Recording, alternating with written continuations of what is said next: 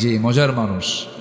তবে হ্যাঁ, আপনার কাছে যদি এটা মনে হয় যে না আমি পানিকে নষ্ট করব না, এক ফোঁটা পানি কি পৃথিবীর কেউ বানাতে পারবে? উনি কিন্তু খুবই চিন্তাশীল হয়ে এই প্রশ্নটা করেছেন। আমরা পানিকে, আমার রাসূল বলেছেন সমুদ্রের তীরে বসলেও এক ফোঁটা পানির অপচয় করো না। কয় ফোঁটা? এক ফোঁটা পানির অপচয় করো না সমুদ্রের তীরে বসেও। কথা বোঝেন নাই? তো আমরা অনেক সময় দেখা যায় অপচয় করি।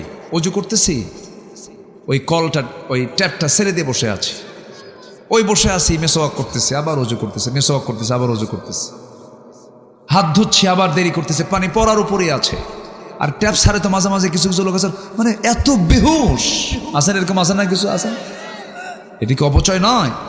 কারণ অপচয় কিনা বলেন? অপচয়। এগুলো অপচয় করা যাবে না। তো আপনি যদি মনে হয় যে না এটা আমার অপচয় মনে হচ্ছে, আপনি ওটা দিয়ে উজু করবেন, ঠিক আছে না? আমি ওই হাদিসের দিকে তাকালাম যে সমুদ্রের তীরে বসলেও এক ফোঁটা পানির অপচয় করো না, অপচয় করা যাবে না। সাইয়েদনা ওসমান রাদিয়াল্লাহু তাআলা আনহু ধনী ছিলেন কেন জানেন? গরিব হননি কখনো। উনি গরিবের জন্য মাঝে মাঝে দোয়া চাইতেন আল্লাহ রাসূলের কাছে, হুজুর আপনি একটু দোয়া করেন আমি যেন গরিব হই। কি হই? আচ্ছা, এরকম কি ধনী লোক পাওয়া যাবে এখন বাংলাদেশে? কোনো ধনী কি এসে বলবে যে হুজুর আপনার মধ্যে দোয়া করেন আমি যেন কালকের মধ্যে ফকির হই? এরকম দোয়া করবে কেউ? যাবে? সাইয়েদনা ওসমান একদিন বলেন, হুজুর আমার তো খুব শখ হয় আমি গরিব হয়ে যাই। তাই? আচ্ছা তোমাকে একটা আমি প্রশ্ন করব, কি ঘোড়ার উটের পিঠে চড়ে তুমি খাও কেমনে বলো তো? উট তো বড়, আমি উটের পিঠে চড়ছি এমনি, রাসূল চড়েছেন তো একটু দেখছি চেক আপ করে। এদেশে তার এগুলো নাই। তো মক্কায় গিয়ে, তায়েফে গিয়ে আমি উটের পিঠে চড়েছি। ওরে, উটের পিঠে চড়াও একটা বিশাল সাহসের ব্যাপার এবং শক্তির ব্যাপার। অনেক জোরে জোরে হাঁটে, তো দৌড়ায়, জোরে জোরে যায়, গতিও আছে। এটা উটকে মরুভূমির কি বলা হয়?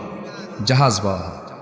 তো উটের পিঠে যখন তিনি চড়তেন তিনি বললেন, ইয়া রাসূলুল্লাহ আমি উটের পিঠে বসেও যখন খাওয়া শুরু করতাম, আমার হাত থেকে যদি একটা দানা যদি পড়ে যেত, সেই দানাটা তোলার জন্য আমি উটকে বসায় দিতাম।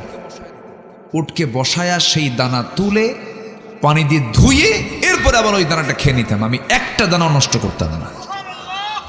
রাসূল বললেন, ওসমান তোমার জন্য দোয়া করে কোনো কাম হবে না, তোমার সম্পদ বাড়তেই থাকবে। যেরকম সুবহানাল্লাহ। মিতব্যয়ীদের ফলাফল হলো যে মিতব্যয়ী হবে, যে অপচয় করবে না, তার কোনোদিন কোনো রিজেকে অভাব হবে না।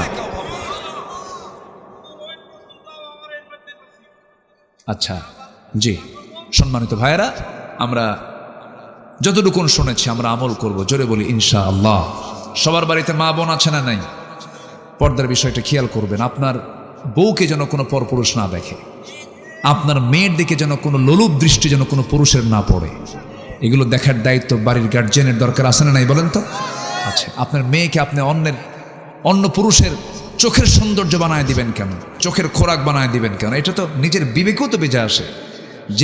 যে পিতার এই বিবেক নাই সে পিতা নয়, সেটা জঘন্য জাহান্নামের নরকীট। এই জন্য নিজের মেয়েকে সেভ করতে হবে, নিজের বাচ্চাগুলোকে সেভ করতে হবে। আল্লাহ যেন সবাইকে পর্দা সহকারে চলার তৌফিক দান করেন। অনেক কথা বলে ফেলেছি, যতটুকু হয়েছে আমরা বলে ফেলি আলহামদুলিল্লাহ। জোরে বলি আলহামদুলিল্লাহ।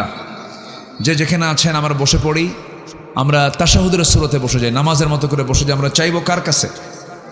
আল্লাহর কাছে আমরা চাইবো আল্লাহ যেন আমাদের সকলের গুনাহগুলোকে আল্লাহ পাক মাফ করে দেন। জোরে বলি আল্লাহুম্মা আমিন।